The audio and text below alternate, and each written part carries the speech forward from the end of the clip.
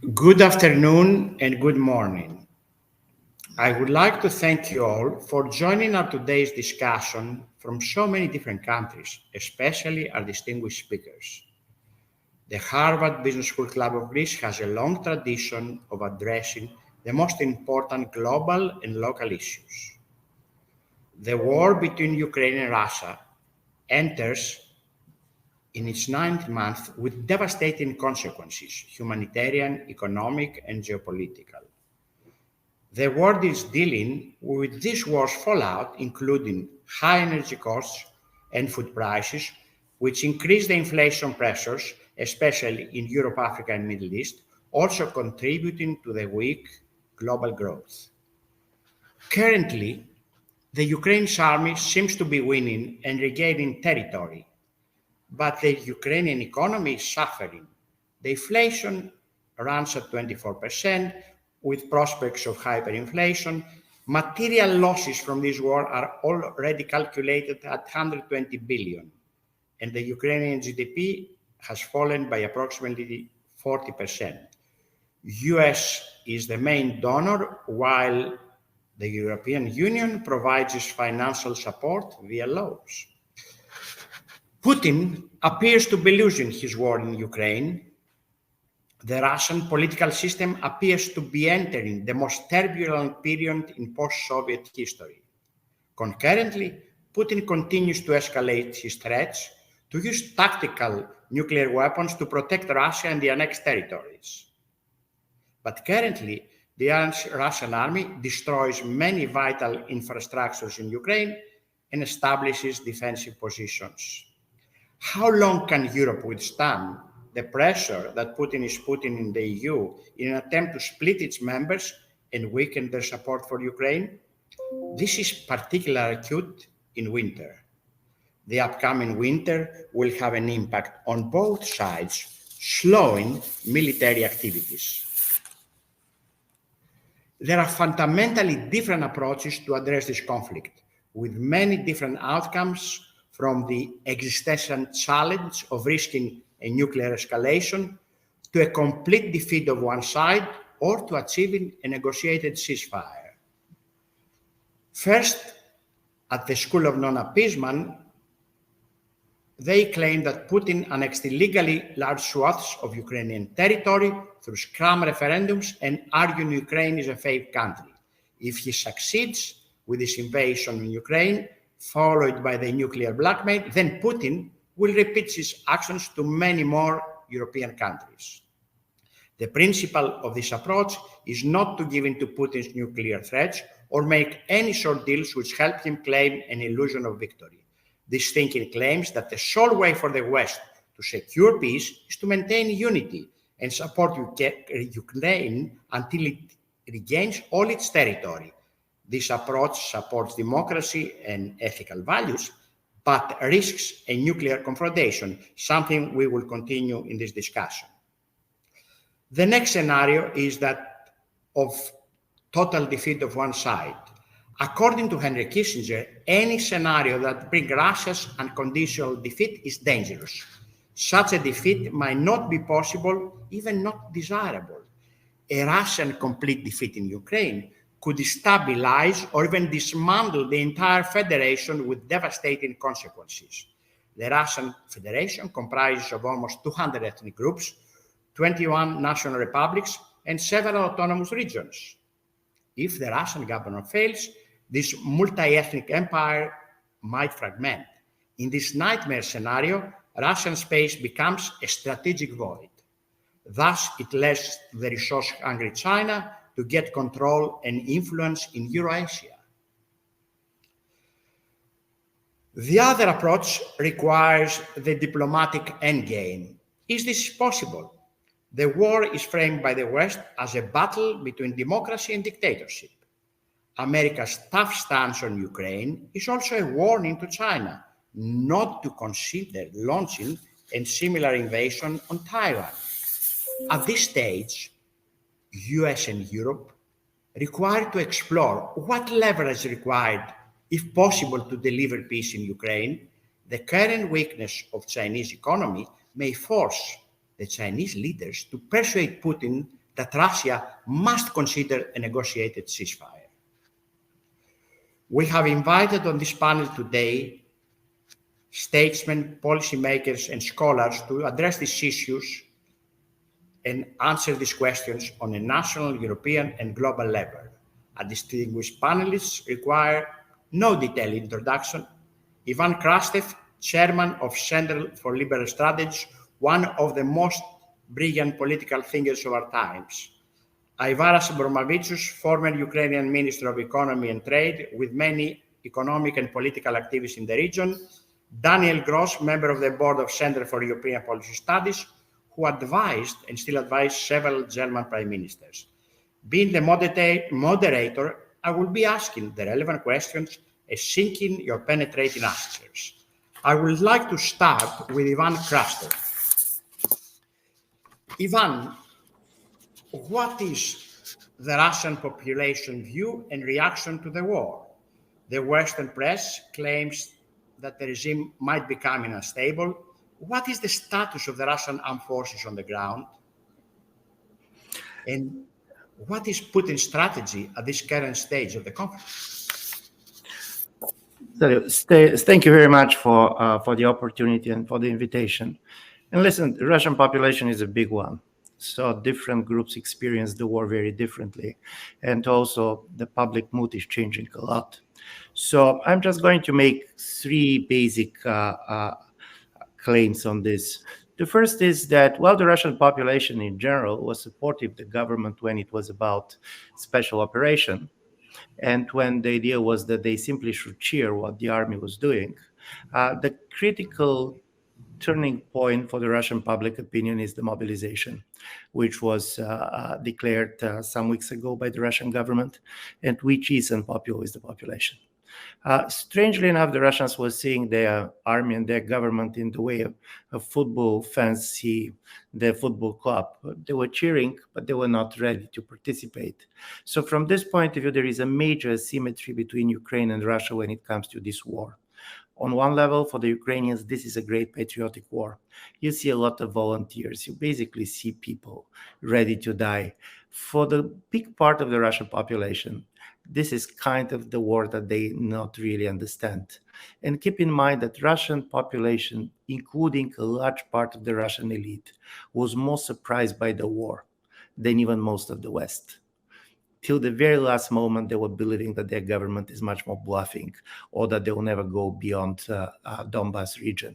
So this is what we have. And of course, as I said, this is a changing dynamics. On the other side, war is us versus them.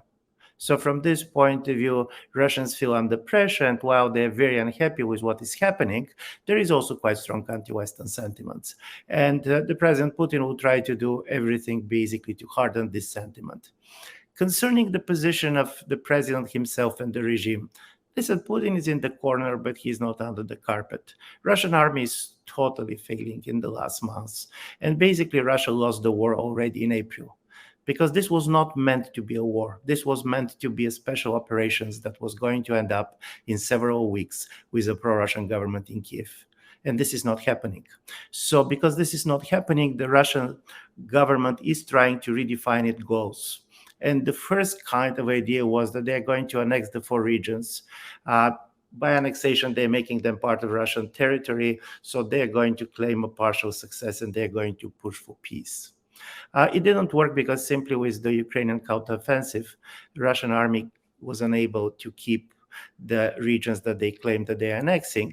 And we see the third kind of a level of a strategy shift, which was well articulated in the speech of President Putin on Valdai some days ago, where basically he's talking the war not so much as the war about Ukraine, but very much as the challenge of the Western hegemony in the international order. And he's basically trying to internationalize the conflict as much as possible.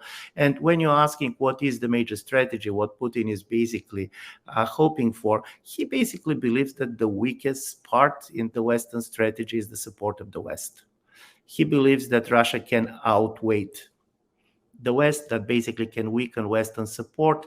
And as a result of it, particularly if there's going to be a change in the United States and change in the European public opinion, this is going to put Russia in a better position. So from this point of view, Russia is not so much kind of preparing to win on the ground.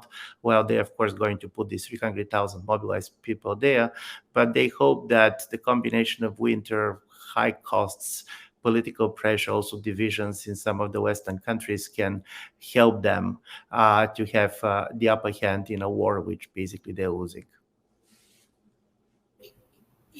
Ivan, why they evacuate Kherson with such speed? What's the strategy for Kherson? Listen, this is very important, and there are different ideas to what extent basically the Russians are ready really to fight for Kherson, which is very difficult to be defended, or to what extent they're going to accept the Dnieper River as a kind of a place in which the war is going to basically to freeze for a while, at least during the winter. But also part of the Russian strategy is an incredibly massive bombing of the civilian infrastructure deep within Ukraine, which is first making very difficult for certain regions to function, which means that a lot of people are without electricity, without war. So they're using a strategy that was very much used in Syria to try to demoralize the Ukrainian population. And secondly, they try to use this to trigger a new migration wave towards Europe. And you can imagine that if you're going to have a new flow of 1-2 million people coming to Europe during the winter, this is very different than basically the one that we have in March, in April, particularly with the high energy prices. So this is the story. Try to destroy and Ukraine capacities, economic capacity as possible. Try to demoralize the people. And at the same time, basically, in my view, they're keeping Kherson as long as possible in order to basically prevent the further Ukrainian counteroffensive. I would like to go to Aivaras. Aivaras, what is the Ukrainian population's view and reaction to the war? What is the status of the Ukrainian armed forces on the ground? And furthermore, what is the status of the Ukrainian economy? Stelios, thank you very much for this opportunity to speak in such a distinguished panel. First and foremost, obviously, we all read a lot and see on the screens multiple examples of Ukrainian population being extremely resilient in this particular war. And it's not the first time in the last 2 centuries that Ukrainians are demonstrating that, and again against the Russian forces. And main illustration is electricity blackouts. About 40% of critical electricity infrastructure, both generation and transmission, has been damaged in the past few weeks. So Russia is particularly targeting that, especially knowing that some of these replacements may require not so much of investment as the lead times for the production and delivery of the damaged parts. But also, Ukrainians are resilient because they saw all the atrocities that Russia has committed in the very first days of war in Bucha. So once Russians started raping people in the first days of war, torturing and indiscriminately killing them, it has become very clear to the rest that surrendering is not an option. Ukraine army currently numbers about 735,000 troops. Everyone is being prepared for the winter warfare. If in the first days of war, a lot of support from the West and from volunteers has been towards buying the missing amounts of helmets and bulletproof vests, Ukrainian soldiers are covered fully with that. And now the focus is very much on winter clothing, and obviously in terms of supply of massive amounts of weapons that Ukraine needs to not only defend itself, but also to successfully counterattack. Russian military has not had a single meaningful success on the battlefield in the past 2 months. All eyes are now on Kherson. As briefly discussed, Kherson is a very much strategic, but also very much a tactical battle going on. Russians have pulled across two damaged bridges additional enforcements, tried to trap Ukrainians into a quick assault so that they could encircle some of the troops. Instead, Ukrainians are basically evening out the offensive line so that none of the troops would end up encircled. So instead of having initially a very ambitious target date of capturing Kherson by the end of October, now Ukrainians are saying that we will capture towards basically the end of this year. And the river is very wide there. The narrowest point is about 800 meters. The widest is perhaps up to 8 kilometers. So resupplying Russian troops is a dangerous effort. It is within a reach of Ukrainian artillery and so on. So I would expect much more of the same in the coming weeks, with Ukrainian troops slowly but surely continuing to retake back the lost territories. When it comes to economy, despite all the heroic efforts of entrepreneurs and government officials, and there are multiples, I mean, besides the military, I would say three other, in particular, groups of people have done a fantastic job, which is banks. The banking system continues to function, like in Switzerland. Electricity workers, I mean, restoring electricity supply, with the lightning of speed, and railways. I mean, one of the largest railway networks in the world continues to function very well, especially for the civilians. But despite all those heroic efforts, Ukrainian economy is basically on a life support. It has a budget deficit of $4 billion a month, and much of it is being bridged by a very generous support of our Western partners. So going forward, we need more of the same. Support Ukraine financially, militarily, and politically without any reservations. Ukraine is fighting not only for its own existence, but for security of the whole of Europe. And obviously, in the meantime, Western countries need to continue pressuring Russia, especially through the sanctions regime. Thank you. Thank you very much, Aivaras, for the Ukrainian perspective from the ground. Daniel, the European Union has remained strong and united in its support for Ukraine. And oil and gas reserves have been built for the winter. You have done a lot of study on this, on the energy for the European Union, and hopefully we should be able to weather the storm. Most probably, do you perceive a problem this winter or next winter? But the question is, how long can European Union countries can sustain their solid and united response to Russia? What is the resilience of Europe towards this crisis? Many thanks, Stelios. This is indeed the question to which already Ivan Krastev alluded to.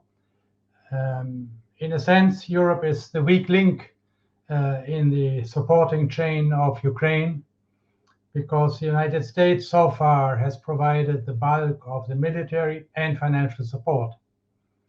And the European Union has provided, of course, strategic depth in the sense that it has taken, or its member countries have taken, millions of refugees. But in terms of actual financial and military aid, the EU has been, I would say, rather weak. It could do more. I think that politically the support will continue. There are very few political forces in Europe which really seriously question the fact that the EU cannot compromise its principles, because any slack of support in Ukraine, any loss in Ukraine, would also mean a loss of security for Europe and our principles, which are democracy, and of course the fact that the frontiers borders should not be changed by pure force, as Putin is trying to do. Now, the elites, I think, are pretty much united, except perhaps some figures in some member countries like Silvio Berlusconi in Italy, but I don't think that they count at the larger European level. The question is, of course, can the European population carry on? Will it continue to support that line? And here, Europe is in a very different situation from the United States, because the high energy prices that you mentioned earlier, Stelios, they mean a very significant loss for Europe. Europe is a very large energy importer, whereas the United States is a small net exporter. So for the United States, whether or not it supports Ukraine, it's not a question of the cost, of the economic cost of the war, but more of domestic political considerations. But I would be optimistic in a sense that the longer energy prices stay at their present level and do not increase further, the more the European economy gets used to it, the stronger will be the savings, especially of gas, all throughout Europe. And also what one sees increasingly is that European enterprises can actually also increase the prices for their products. So my estimate is that already by now, the increase in the price of European exporting goods, or of the goods exported by Europe, has already offset about 1/2 of the so-called terms of trade loss for Europe through higher oil and gas prices. And I would expect that this trend to improve over time. So the next winter will be very challenging, but only if the weather really gets much worse. And after that, it is basically only a question of Europe accepting, so to speak, the status quo, which slowly should be improving and slowly should be making it easier for the European economy to recover. Let me perhaps finish with one point, which was just the news from today from the ECOFIN meeting in Berlin, where the German government apparently has conceded that Ukraine needs a more long-term perspective for its financing, especially for the $4 billion US dollar deficit per month that the minister earlier mentioned. And here the key would be to acknowledge that this is a war expenditure essentially for Europe, all of Europe, and therefore it should not be financed through national donations, but through the emission of European debt, new European obligations issued by the European Commission. And I think we are not there yet, but very, very close to it. And if we can achieve that, then I think the financial support for Ukraine, it should be assured for as long as it takes. Daniel, one more question. What is the status of the German economy, and is the German population supportive for continuing the assistance to Ukraine? The German population is a bit divided. It doesn't want to give too much military aid to Ukraine. It is okay with providing defensive weapons, for example, anti-aircraft or anti-rocket systems. And I think that would be quite easy for the German government to strengthen. But it is still hesitating on other military equipment. In my view, it's a mistake, but still that seems to be the position of the majority of the German population, and the German government reflects that. On the financial side, I think the German population, or say the population, will not be asked. The political elite, I think on this point, is pretty much united, that the financial support for Ukraine has to continue, that it has been put on a more long-term and solid basis, and that it should be done within the European context. So on that point, I think we can rest assured. Excellent. Thank you. Ivan, I would like to ask you the question that is in everyone's mind. What is Putin's strategy at this current stage of the conflict, and is it probable his potential use of a tactical nuclear weapon? I will ask all the participants on this question because it's important, but I want you to start with you, Ivan. Listen, this is not easy to answer this question because what is in Putin's mind from time to time, probably even Putin is not sure, because we're in a situation in which he's changing his mind. There's three important issues on this. First, we cannot exclude the possibility of tactical nuclear. And we cannot exclude this possibility not because it is going to have a major military impact on the ground. When you talk to the military analysts, they believe that in a war like this, using tactical military is going to be very costly, particularly keeping in mind that if the wind goes wrong, basically, part of radiation goes on the territory of the Russian Federation. But this is basically used as a kind of an ultimate signal. And this is why I don't believe that this is the most likely behavior. But on the other side, I'm not going to be the one that is going to dismiss the possibility of this. And also, there is one important kind of a difference with the situation during the Cold War. One of the difference of the situation now and the situation back then was that during the Cold War, both the Soviets and the Americans, in a certain way, have been optimists. They believe that history is on their side. They believe that tomorrow they're going to be stronger than today. This is not the case. Part of the major risk with Russia is that you have a leadership with a highly apocalyptic mind, claiming that the West is trying to cancel Russia, fearing the world without Russia. So under certain type of scenarios, I do believe the tactical nuclear is possible, but at least for the moment, this is still very unlikely. And on the level of the intelligence, there is no any type of an information that Russians are doing anything practical on the base of this. But even today in the New York Times, there was an article claiming that according to the American intelligence, this option was being discussed by Russian military commanders. So my answer is going to be, we should not exclude tactical nuclear, but this is not the likeliest option. Ivan, I just came from the United States a few days ago, and there is concern in Washington that there is a probability of 20, 30, 35% of a potential tactical weapon use. Why do you think the US is so concerned about it? No, I do believe that the United States is absolutely right to show concern because this is the failure of the Russian military on the ground, basically. It's explaining what is going on. So what basically President Putin should do in a case, for example, if you're going to end up with 20 or 25,000 captured Russian military around Kherson, or as everybody is discussing, what is going to be his reaction if they're going to be successive Ukrainian advancement in Crimea.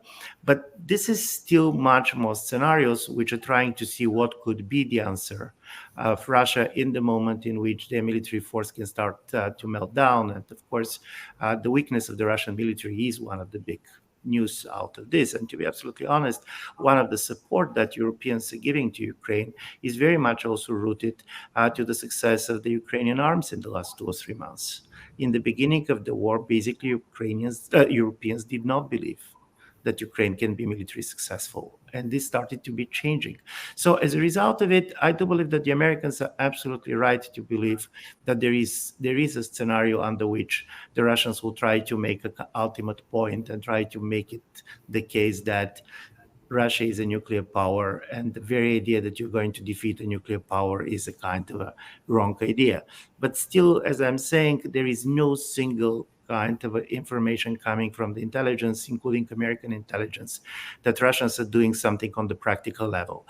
By the way, you cannot do this if you're not going to move certain missiles out of the silos. And so this is not an activity that cannot be observed. So for the moment, we have this. And my last point is that My feeling is that President Putin used the nuclear talk in order to scare particularly Western Europe. On the basis of the opinion polls, you're going to see that while East Europeans fear much more occupation, West Europeans fear much more nuclear war. But he himself, in my view, is starting to realize that this type of rhetoric can be counterproductive. And if you have been listening or reading his speech in Valdai from some days ago, he's really shifting away out of the nuclear threats. I would like to turn to Aivaras for this question. Aivaras, what is Zelensky's strategy at this current stage of the conflict? And is he concerned that this a probable use of tactical nuclear weapon against Ukraine? Yes, Zelensky is giving some interviews from time to time, and I think the recent one was yesterday to a newspaper or television from the Czech Republic, where he once again said that he thinks it's enough for Ukraine to have one extremely bloody war per century, basically indicating that he himself is a leader of a very peaceful country, that he himself personally is seeking peace, but obviously not at all costs. So he's firm. Even the head of Russian paramilitary private company called Wagner, Prigozhin, yesterday asked what he thinks of Zelensky. Basically, he said that this is a very sort of attractive, strong and firm guy, which puts a lot of questions after the statement. Why is Prigozhin commenting like one of the top people in the country on Zelensky? And B, of course, why he's speaking so nicely of Zelensky. But that's another topic. Actually, I looked at the poll of one of the popular bloggers earlier today about expectations of Ukrainians when the war could possibly end. So this is quite fresh from about a week ago. So 23% of people expect that the war would finish in less than 6 months. 39 believe the war would end within less than a year. 27 expect the war to last for over a year.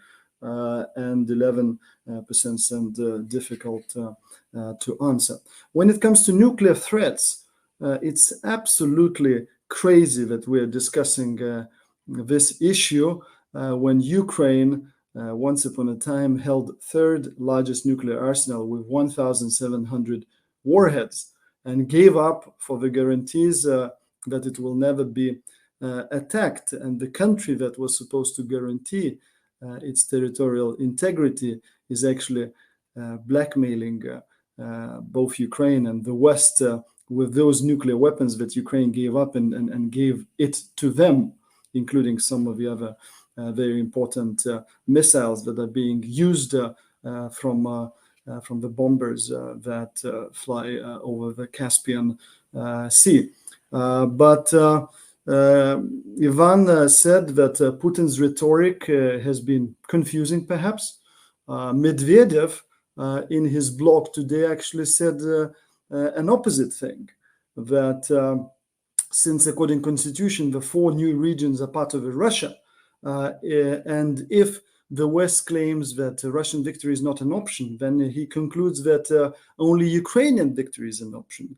And Ukrainian victory can only be if it overtakes or takes back those 4 regions, partially or in full, which means that this would result in a threat for Russia's existence as such, which he concludes could justify the use of tactical nuclear weapons. Of course, Medvedev is a crazy guy.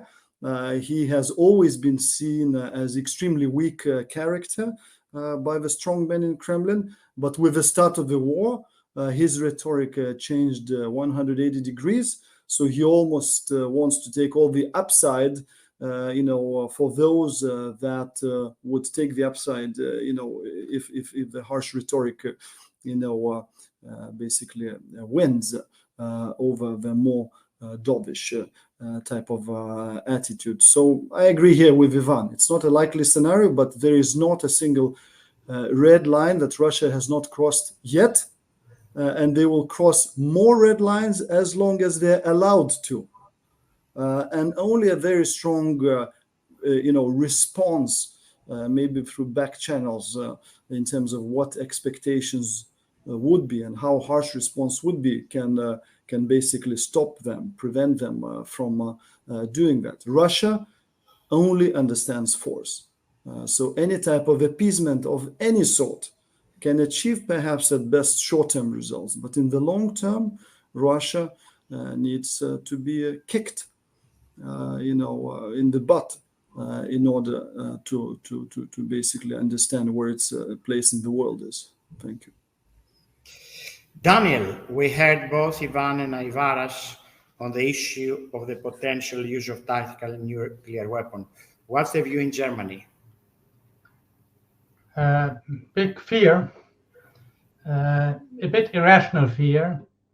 There's something out there which could be terrible, and that is holding back some German politicians. But they also realize that they cannot just do nothing.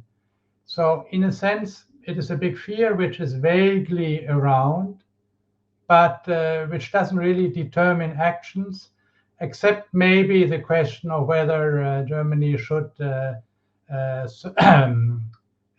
use let its more heavy Western tanks being used by Ukraine.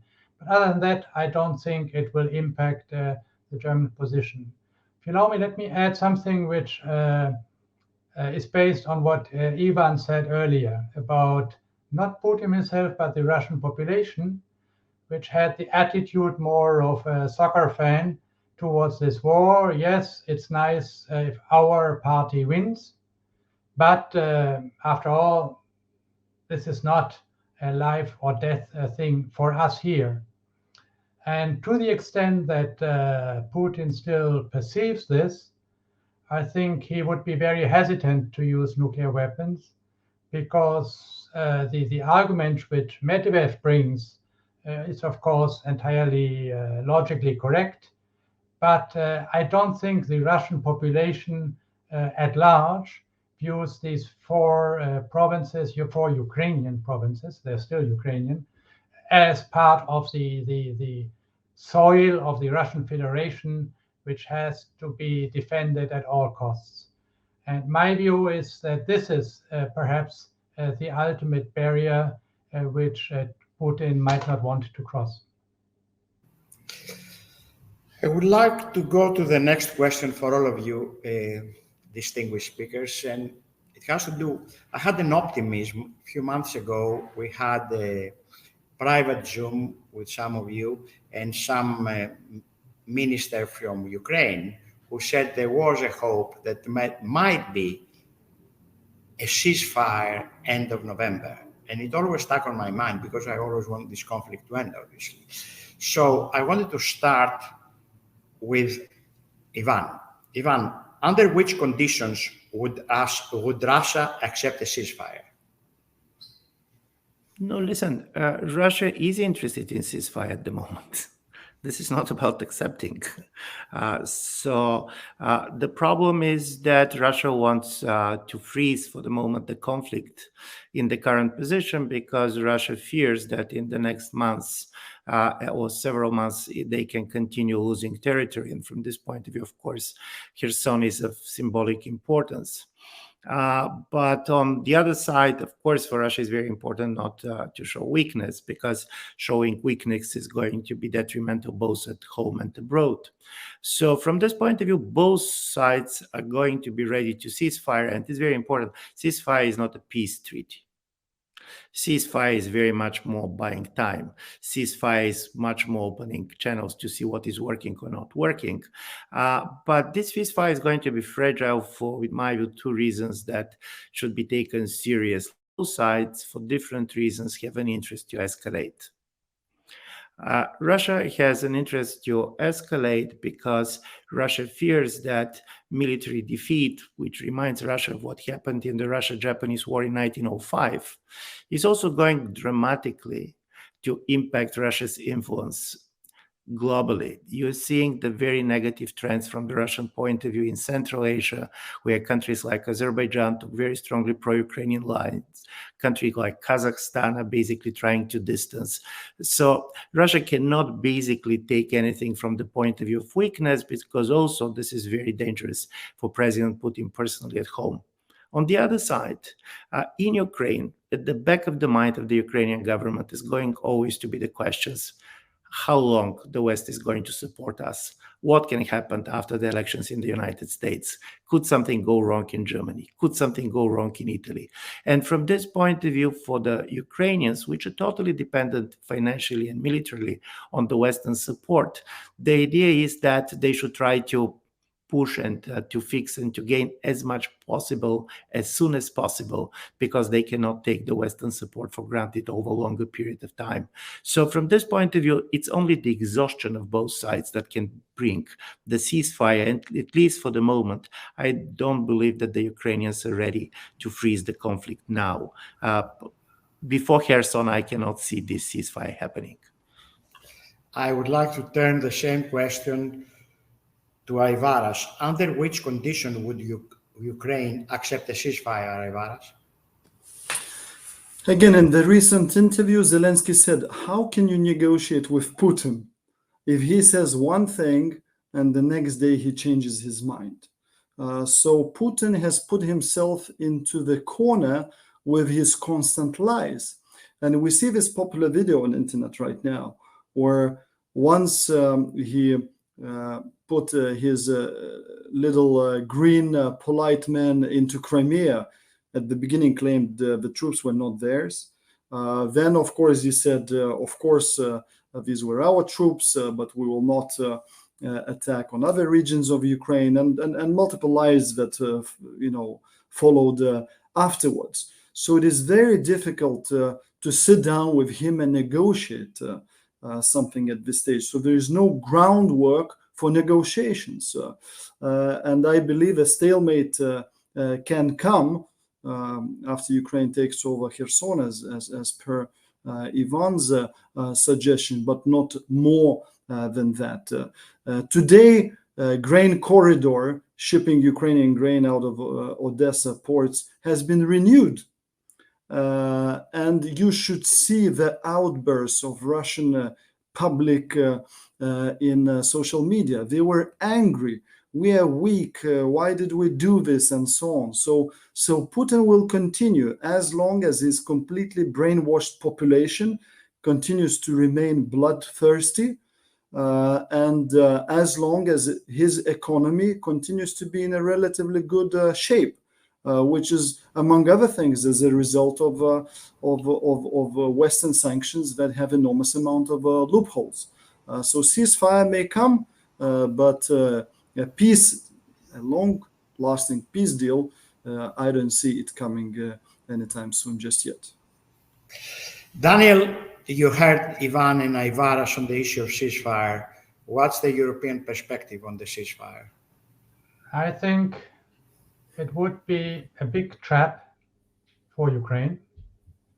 But at the same time, I think it is equally important for Ukraine to appear to be willing to negotiate.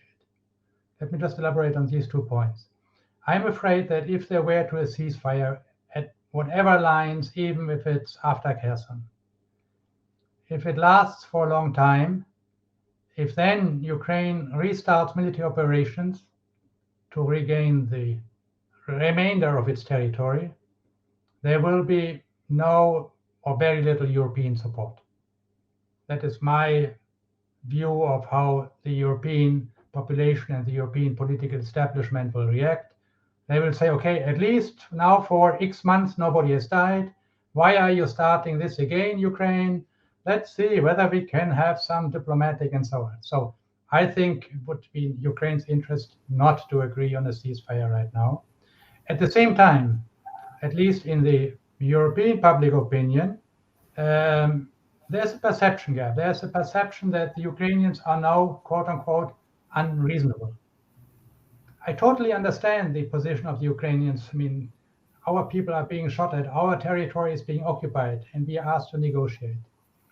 But if you read about Henry Kissinger, about diplomacy, you win the war when you have the rest of the world behind you. In order to have the rest of the world behind you, you have to appear to be the more reasonable. So I think it's extremely damaging to say we will not negotiate with Putin. I agree that you cannot negotiate in substance, but in my view, would be very wise to say we are willing to sit down and just let's see what he proposes. And he will propose one unreasonable thing after another. So that's my two-part reply. Ukraine should declare itself more than willing to stop the killing and more than willing to negotiate, to be peaceful, but in the end, there won't be an agreement on a ceasefire. Okay. I would like to go to the next question, but before, I had a pressing question from one of the major Philhellenes here in Greece, Bob McCabe, my fellow New Yorker, to Ivan Krastev. What is the role of Turkey now in the negotiations between Ukraine and Russia, and what Turkey has really achieved? Ivan. Thank you very much. Turkey managed to position themselves as the major mediator. And for Turkey, and particularly for President Erdogan, this is critically important because it first allows him to have a policy different than the policy of the other NATO member states. Secondly, it is very much making Turkey to look critically important for any type of policy negotiations. So from this point of view, this is really strong positioning. It is also not an easy balance because Turkey and Russia are in a difficult relations. They are kind of negotiating with different conflicts in which they stay in a different positions. But I do believe part of the reason is that we always talk about the relations between countries. Quite often, this is the relations between two figures. And both, basically, Putin and Erdogan managed to find the interest in this type of negotiations. For Russia, also, Turkey is quite important from economic point of view. Don't forget that the only gas that goes to Europe goes through the Turkish stream. It is also quite important from the propaganda point of view, trying to show that the West is not united. And don't forget, the major narrative of the Russia, particularly after the Valdai speech of Putin, is that this is a war against American hegemony. And what he's praising President Erdogan is that he's always doing everything that is in the interest of his own country, and he's not following Americans, he's not following Europeans. So here is the game, and part of the game is also the coming elections in Turkey, because Turkey's important role in this war as a middleman allows first Erdogan basically to look as very important on the international scene, and he hopes that this is going to help him at home. But secondly, this is very much kind of limiting the Western pressure on Turkey, keeping in mind that we can expect a major violation of human rights on the eve of the elections. Thank you. And I would go now to the next question to all three of you. What the West should do at this stage? Ivan, I'll start with you. Listen, it's if I knew the answer, I'm sure that I should have told it to everybody already. But there are two problems. One, like Daniel, I'm quite kind of optimistic about particularly the short and midterm resilience of the West, and particularly Europe, for three important reasons.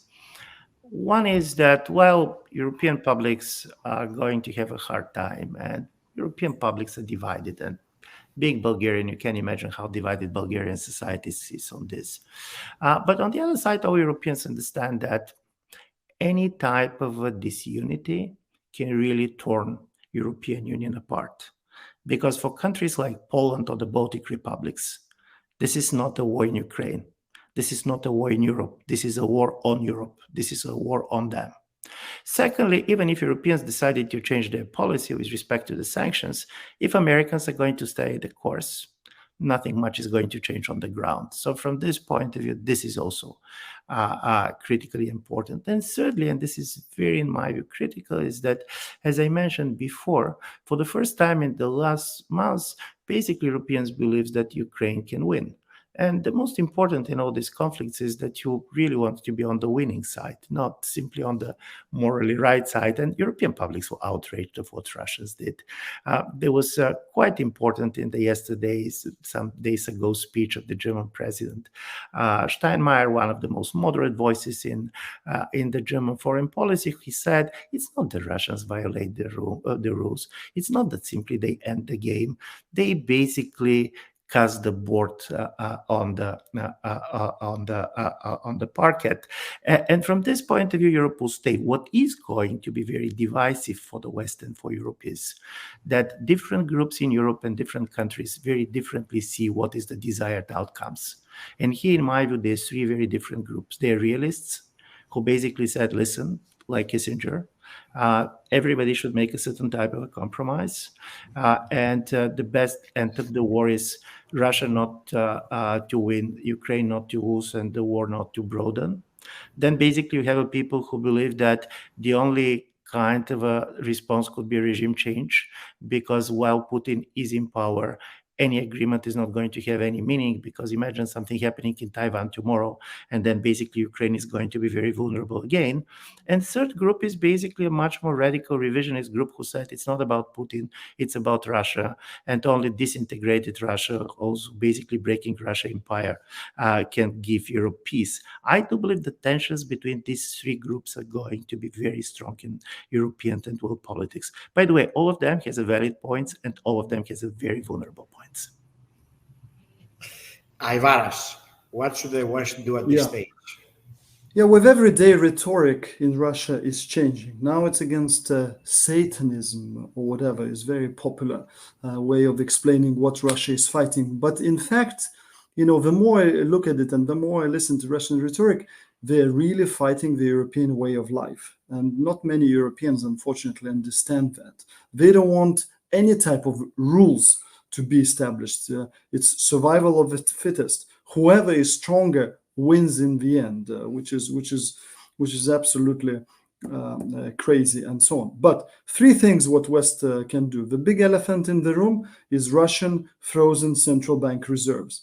European and the Western world should be much faster in making sure Ukraine has access to those funds to compensate for the loss of infrastructure, economy, and lives with that. There is no need that Europe and the West single-handedly pays for a Russian war on Ukraine. Second, Europe should obviously be much more energy independent on Russia. Now, in the medium term and in the long run, there is no way we should continue to rely on Russia as such. Basically, third thing that Europe needs to arm itself faster. The peace of our lifetimes is over, and Poland is at the forefront of all of it, buying a lot of Korean equipment, buying a lot of modern military gear from many other countries. So I think from now on, European countries need to take the rearmament at a very high speed very seriously. Thank you. Daniel, I want to ask the following question to all three of you. What is, in your opinion, Daniel, the most probable outcome of this war? I don't know. You have to ask somebody else. There is what economists call Knightian uncertainty.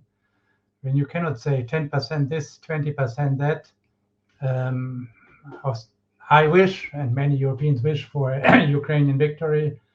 What does it imply exactly and when? I don't know. I think all we can do in Europe here is to basically soldier on, carry on.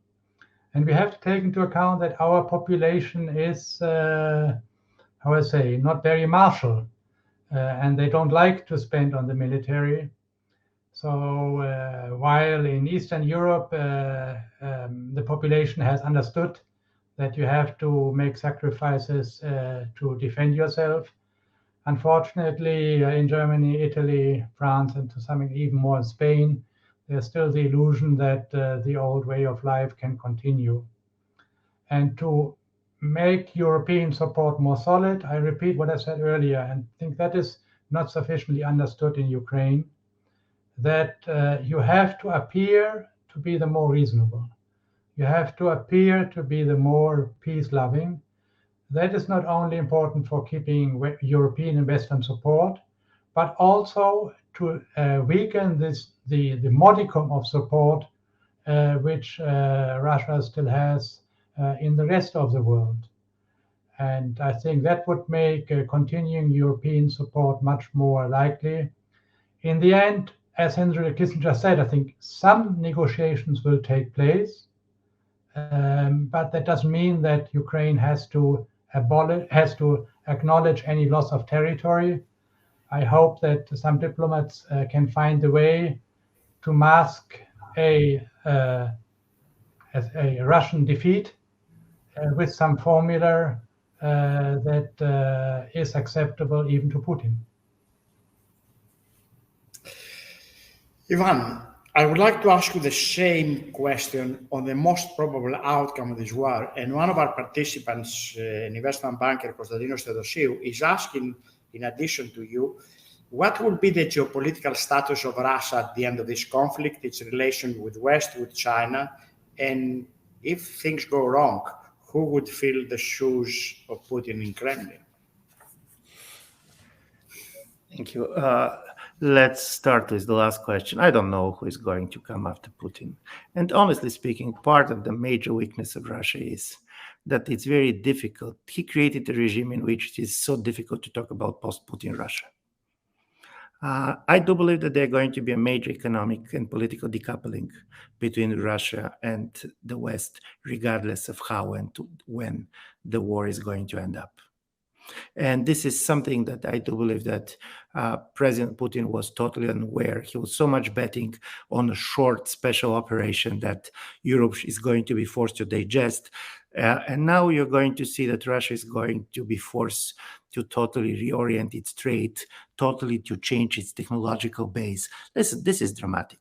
So from this point of view, Russia is not going to end up stronger out of this war, regardless, by the way, how the war is going to end up.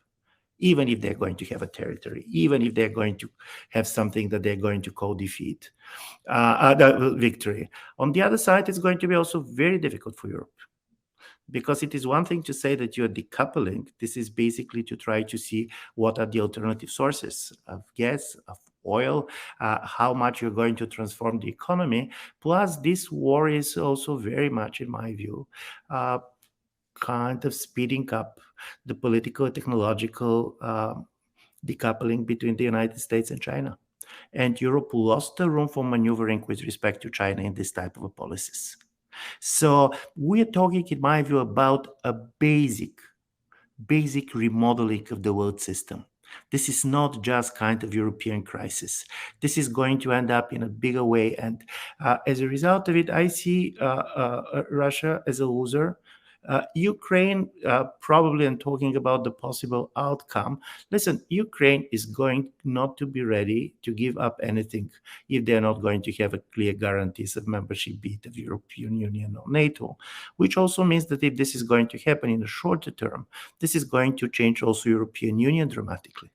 For example, suddenly in 5 years, if Poland is going to be the biggest military power in Europe, we're going to see Europe, which is very much moving to the east. The relations between East and West within the European Union is changing.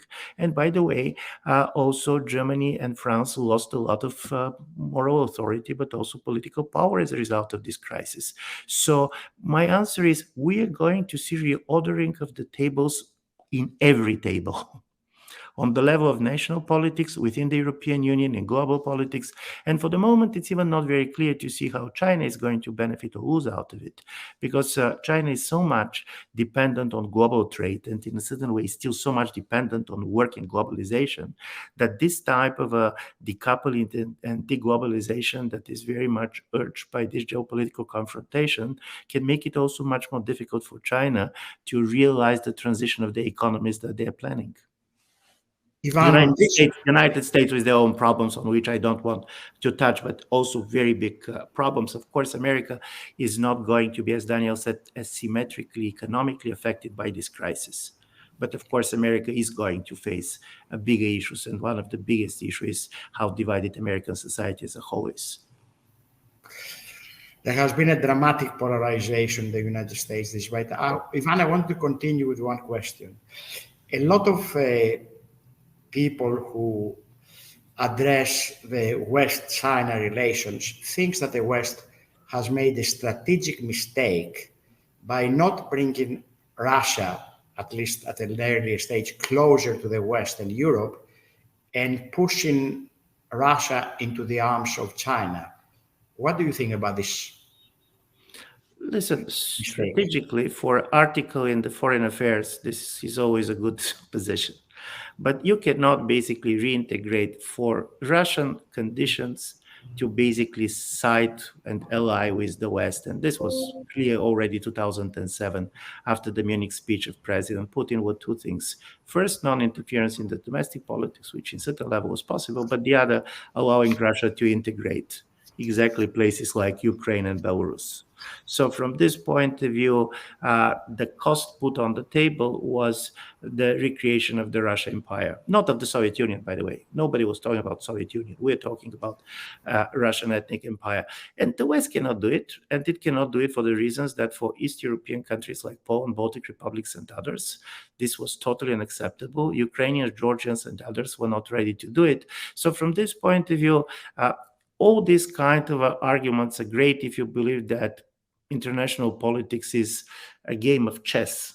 But I do believe that chess is not the most popular game these days, also in politics. I always enjoy your penetrating spirit and intellect, Ivan. Aivaras, you are going to get the last question because here at Harvard Business School, we tend to try to be precise and efficient on time. So, in your opinion, what's the most probable outcome of this war? And I got one of the questions of the participants, which says, Elon Musk is proposing a referendum under United Nations supervision in the 4 specific, let's say, areas that have been currently occupied by Russia. So is this a potential scenario? Of course not. A short answer. And my wife is from Donetsk, and I have been married for 18 years. And her parents had to flee twice the liberation by Russians, first from Donetsk to Kiev, and then from Kiev to the UK, and so on. And again, Russia has not had much success in Donetsk region since the start of the war. Majority of population left post 2014 to inland Ukraine, relocated. Much of Zaporozhye region remains under Ukrainian control, including capital Zaporozhye. So it's all is a nonsense. And even though you may question, Donetsk and Lugansk, perhaps Kherson, for example, is an extremely Ukrainian sort of a region. Perhaps as much as 80% of people would always vote for Ukraine, with very few, would doubt whether they would be pro-Russian or not. And even those that were always, perhaps to a certain extent, pro-Russian, were never asking, for their region to be taken by force. So, to finish off on a positive note, perhaps, when the war would possibly end. In a recent interview, head of intelligence of Ukraine, Budanov, said that he believes the war will end by the end of the spring. So Ukrainian forces, including my sources at the military, are quite firmly stating that their target is to end the war by the end of spring. It would not obviously end up with negotiations before that, also because Putin is just too curious to check out how Ukrainian economy is going to fare over the winter, how European resolve would stay together if the frost starts to bite. But post that, and especially given that the military support from Ramstein to Ramstein would continue to flow in the agreed and promised amounts, I believe in Ukrainian armed forces. I would like to thank our distinguished speakers who accepted our invitation. Hope that we all had an informative and constructive discussion. We saw that potentially the nuclear threat is something that is used for specific strategic reasons. We heard some good news that potentially we might have a resolution by end of the spring. I was hoping for a much earlier on before the winter. But we should never waste a crisis. Even now, the challenge is how we can resolve this conflict for the benefit of humanity, of peace and democracy on a global scale. Hopefully, we can transform this period of deep global adversity into an improved shared well-being for us and the future generations. Thank you all for joining us this evening. Thank you.